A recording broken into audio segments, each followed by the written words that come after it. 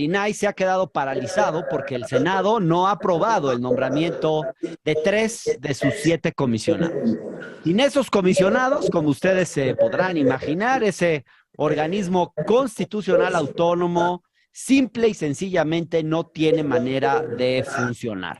Hace 2 semanas, cuando parecía que habían llegado a un acuerdo para la designación de los comisionados, el presidente López Obrador vetó a los elegidos, alegando que habían sido designados por cuotas de un acuerdo entre Morena y el PAN. El presidente de la República no ha dejado de cuestionar el desempeño del INAI. Ha llegado a asegurar que no sirve para nada y que incluso, que este organismo se ha dedicado a encubrir las corruptelas de los funcionarios públicos. Esas son palabras textuales del presidente de la República. Hace apenas unos días, el presidente de la mesa directiva del Senado, el morenista Alejandro Armenta, presentó una iniciativa para desaparecer el INAI y que sus funciones pasen a otra dependencia, pudiera ser la Secretaría de la Función Pública, luego dijo que mejor la Auditoría Superior de la Federación, pero el caso es que nunca se presentó la iniciativa, terminó el periodo ordinario de sesiones, no se aprobaron los nombramientos y el INAI está hoy prácticamente en el limbo. Las opiniones están divididas, unos dicen que el INAI no sirve para nada, otros dicen que sí, que ha servido para visibilizar muchos asuntos públicos, que de ahí han salido importantes investigaciones periodísticas.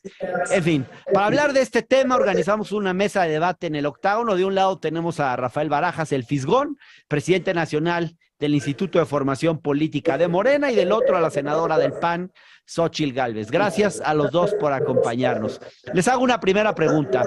El presidente dice que el INAI es un órgano, un aparato creado para simular el combate a la corrupción y al mismo tiempo para ocultar actos de corrupción. ¿Ha servido o no ha servido el INAI? Empezamos contigo, Fisgón, por favor.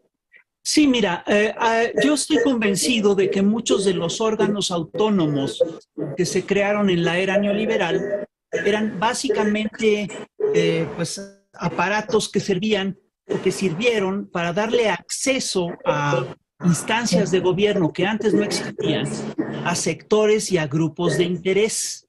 Esto lo ves muy claramente, por ejemplo, con el tema de la CRE. ¿Quién sesionaba en la Comisión Reguladora de Energía? Eran básicamente gentes que estaban ligados a empresas multinacionales. ¿Qué ocurre con el INAI? Si nosotros revisamos la historia del INAI, vamos a ver que el INAI fue creado en tiempos de Vicente Fox y fue creado porque había un clamor público que quería que se transparentara el tema del FOBAPROA. Sí.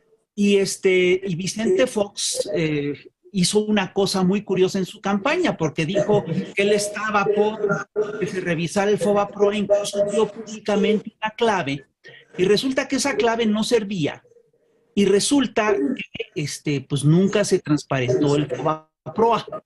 Ajá. Y aquí hay una cosa, termino con esto. Porfirio Díaz tenía una frase que era muy buena. Decía, y es una frase que habla sobre la voluntad política. Decía, si tú quieres resolver un problema, dale una solución. Si tú quieres darle largas, crea una comisión. Lo que hizo Vicente Fox fue crear no una comisión, sino todo un instituto para darle largas a solicitudes de transparencia muy importantes. Ok. Xóchitl Gálvez, ¿no ha servido el INAI? Por supuesto que ha servido, y el INAI no es una conquista de ningún gobierno, es una conquista de los ciudadanos que quieren saber cómo se gasta el dinero el gobierno. Y la verdad es que si lo que dice Rafael fuera cierto y este gobierno tuviera un compromiso con la transparencia, pues la verdad es que el INAI sería poco necesario. El problema es que este es uno de los gobiernos más opacos en la historia. Se han encontrado una serie de pretextos para no dar información, la inexistencia cuando todo es digital. Pues antes podías echarle la culpa que se mojó el archivo, ¿no? Que se quemó. Hoy todo es digital. La parte de competencia, no me toca a mí. Yo no soy... Tú haces una solicitud de información y te mandan a 4 o 5 dependencias. Ahorita estoy tras del proyecto ejecutivo de la reconstrucción del metro y nomás vieras lo difícil que ha sido tener la información. Y la tercera es la seguridad nacional. Como nunca en la historia, este gobierno oculta información. Entonces, si este gobierno al entregar a los ciudadanos lo que yo le pedí los contratos del AIFA, si el AIFA se hizo con dinero público, ¿por qué no entregarlo? Entonces, claro que a todos los gobiernos les molesta. ¿Qué me contestó el ejército? Que no se había hecho ningún subcontrato, que todo lo había hecho el ejército. Yo no le pregunté de mano de obra, yo le pregunté el cemento, la varilla, cómo la compraste, cuánto costó, en fin. Entonces, realmente a todos los gobiernos, desde Fox hasta el actual, les molesta la transparencia porque los exhibe. Gracias al INAI yo pude conseguir los contratos de la Casa Gris entre Baker Hughes y Pemex Internacional, que habían dicho que no había contratos, y claro que los conseguí. Gracias al INAI conseguí facturas y contratos de Segalmex. Yo puse una denuncia por el desvío de cientos de millones de pesos de Segalmex. Entonces, el INAI funciona, que se puede ser perfectible, sí, que tiene que ser más eficiente, sí, pero que es una institución de los ciudadanos, no hay duda. Ningún gobierno le gusta transparentar la información. Una de las críticas al INAI han sido los gastos excesivos del instituto, los sueldos de sus comisionados, de sus funcionarios. ¿Se podría pensar, Fisgón, en reformar el INAI en lugar de desaparecerlo? Digamos, ¿no podría conservarse la institución, pero hacerla menos cara y con menos privilegios? Mira, lo que me estás preguntando básicamente a lo que apunta es de que sí necesita cambios profundos esa institución, ya sea dentro de la institución o fuera de esta institución. Yo te voy a dar un dato que a mí me resulta preocupante. Hace unos años, en el 2017, Enrique Peña Nieto presentó su último informe, bueno, presentó su informe de gobierno del 17, y en este informe del gobierno venía todo lo que han sido los expedientes reservados del Instituto de Acceso a la Información y Datos Personales. Y el dato que dio es bastante escandaloso. En tiempos de Fox se reservaron cerca de 3 millones de expedientes. En tiempos de Felipe Calderón se reservaron 4 millones de expedientes. Y esto es poco más de 4 millones de expedientes. Y esto ya sumaba 8 millones de expedientes reservados. Y en tiempos de Enrique Peña Nieto, la cifra de expedientes reservados llegó a los 12.406.000. Digo, dime tú de qué sirve una institución de transparencia que lo que sirve es para reservar expedientes. Y aquí el tema de fondo tiene que ver con lo siguiente. En el Instituto Nacional de Acceso a la Información se establece claramente que ese instituto debe respaldar, por un lado, debe asegurar la transparencia de la información y por el otro lado resguardar los datos personales.